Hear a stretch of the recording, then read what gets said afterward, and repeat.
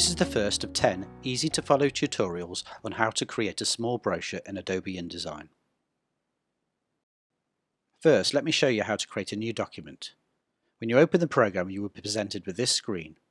To start, click on the Create New button in the center, or alternatively select File, New and Document. This will open up the New Document dialog window, where you can select from some preset document sizes. We are creating an A4 8-page brochure for print.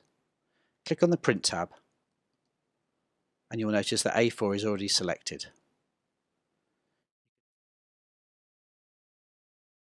You can set a title for your document and you will notice that the sizes have already been set in millimeters. You can change the orientation of your document to landscape if you wish, but our document is going to be portrait. Set the number of pages to 8 and make sure that Facing Pages is clicked.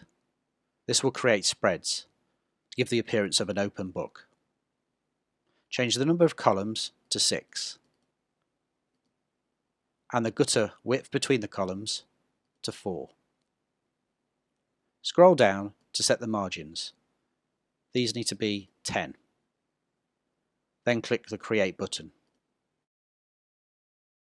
This will create your blank document with all 8 pages.